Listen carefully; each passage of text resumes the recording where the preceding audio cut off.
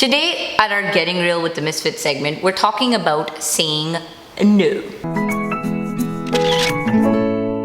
Heyo, it's the 9 to 5 Misfits, Pavi and Nami, back again to help you crush unemployment and find that dream career, baby. We're talking about how important it is in your day-to-day life, saying no, baby. So if you like what we have to say, hit subscribe. So why do we avoid saying no? Mainly because we have lack of confidence, FOMO, and it's awkward to say no. We all know this. So do you have any stories, Nami? Yeah, I mean, okay, so there's so many times when I've said no against my own better judgment, and I mean, a lot of it is You said no to me yesterday.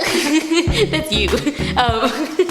But usually it's because it's really awkward, right? And especially because for us, we're sort of people pleasers. We like to be nice and we like to keep good feelings all and across as the board. Indians, you don't really say no. It's really hard. We're probably the only ones who are talking about it right now. No, that's so true, because we just don't like to be direct about stuff. I've noticed that with a lot of Indian people, we tend to soften stuff. Like we'll say, oh, I might, or I might not want to, but it's never like a hard I do want to do this or I do not want to, because it seems too direct, and that's really impolite. I think also because we're just extroverts and we're people persons. I was gonna say people People is a word.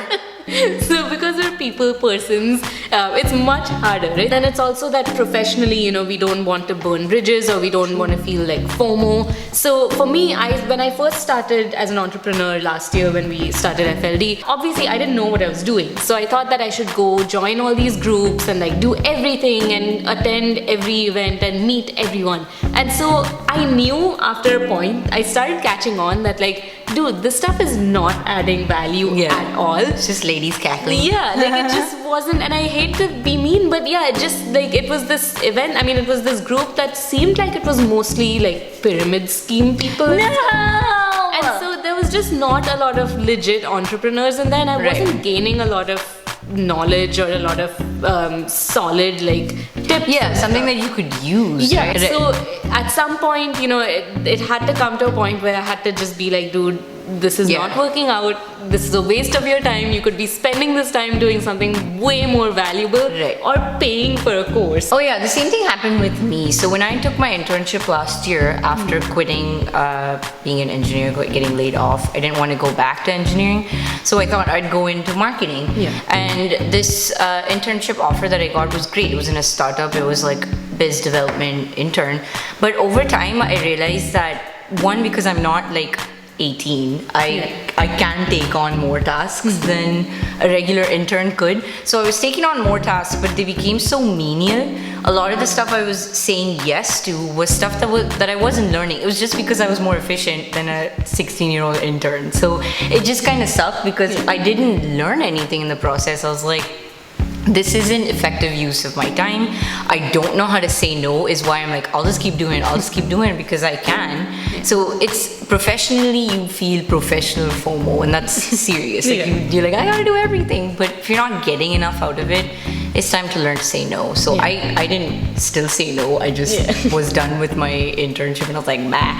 And what about even stuff, I know especially women face this a lot, where we suffer from a lack of confidence, especially in the workplace. Oh my gosh, we talked about this even in our casual sexism episode, where there's so many times when we've been tasked with admin roles because we were on an all-man team, and we just were too, we didn't have enough of a strong sense of self to be no, we're not gonna do this. Why aren't you asking one of the guys to do it? We were just I don't want to ruffle any feathers. And it's it's so annoying. I don't have to defend myself to be hey, I'm a woman, you shouldn't be really only asking me this. Because I was if they knew me, they would know that I'm not good at writing to do things or organizing at all. You are already losing by giving me this task. So how do you say no?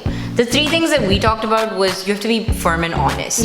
You could suggest an alternative and be timely with the way you say no, not hasty. You know what I mean? And I have a story with that, with the whole being firm and honest, and I'm sure a lot of people do.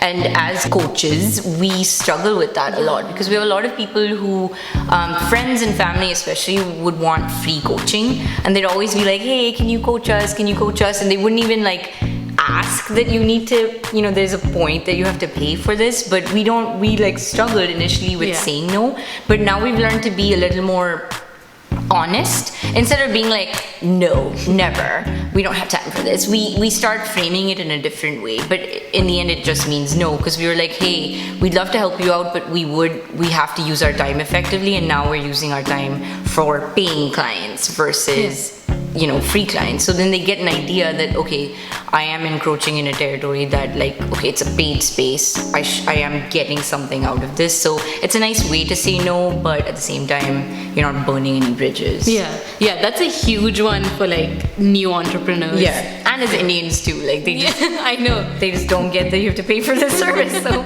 I know, sorry guys, but so true. Also, when it comes to stuff like just being firm and honest and suggesting an alternative. Right. I mean, for me, we talk a lot about how money is an issue when you first become unemployed, and when you're trying to build a business and everything, we have to kind of live that hashtag frugal lifestyle. Yes. Right? And so we can't always afford to spend top dollar and go out and spend a bunch of money on food and stuff. So there was a time when we had a friend's birthday, and everyone decided to go to this super expensive restaurant that was like $50 a check. Holla. I know.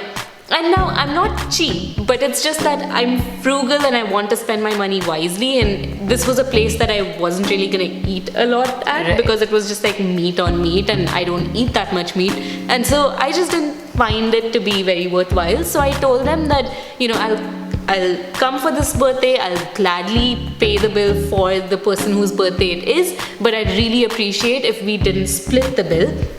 So that way, like, we each pay for whatever we had, and then we pay for the birthday person.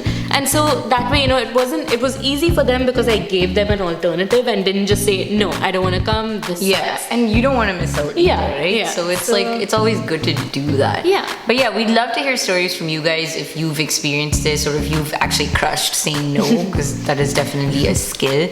And we hope you enjoyed this video. And if you want to learn about how to crush saying no in 5 minutes, we do our 5-minute hacks, which is what we did last Tuesday. So check the video above. And this is our version of Purred Happilies. Ya heard with Purred. And that is the end of this story, so we are going to stop talking now.